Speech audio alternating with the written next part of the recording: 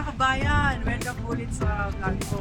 Ngayon, nandito na po tayo ulit sa Kuwait. Tapos na yung bakasyon natin. Nakapasyon pa tayo sa Tagaytay bago pumuntok ang Fahaheel Kuwait. Ayan. Ngayon po, magkakaroon tayo ng another food trip. Isa po ito, Pinoy street food. Papakita ko po sa inyo yung Pinoy street food dito sa Kuwait. Okay. See you later!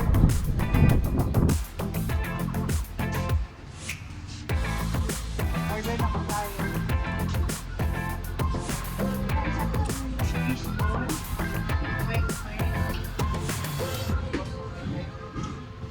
Fishball, quick, at saka Toknen, siomai. Saka sa lapat. dami lang ang sarap.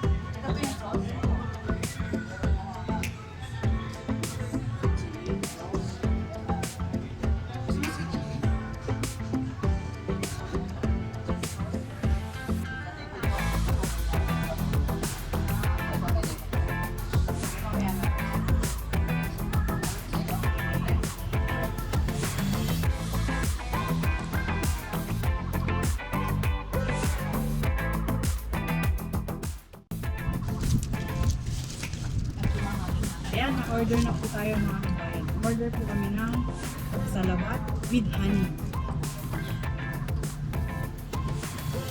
Sarap. Lasang ginger.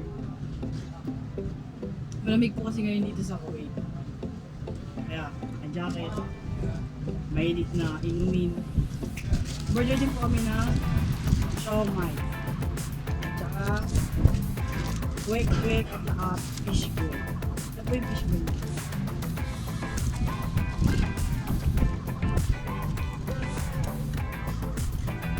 Yung fishball nila, okay lang, parang nasa marina. Tignan natin yung siomai. Yung siomai nilagyan po namin ng chili oil.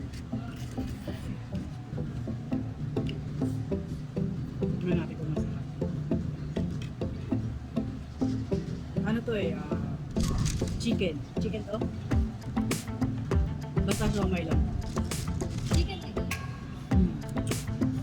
Chicken siguro.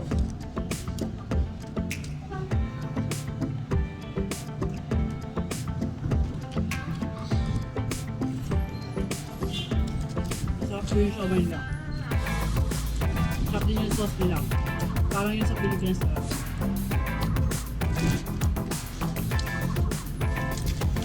Tikman natin itong kwek-kwek.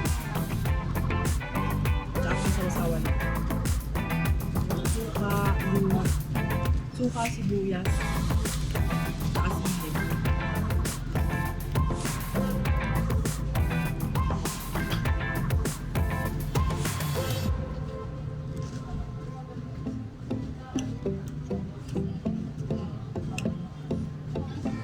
Tsaka may pepper.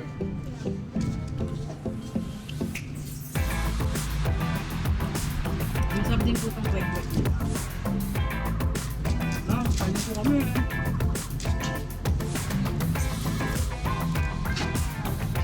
Kain na. Kain na. Kain na kami.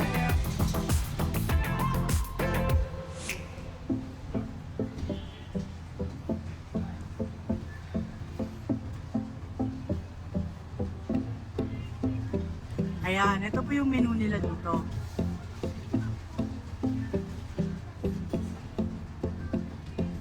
Meron din po silang looban, pero maliit lang yung space po nila.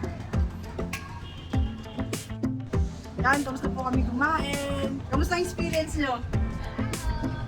Sure, masarap? Yan, masarap. Masarap yung street food nila dito. Parang nasa Philippines.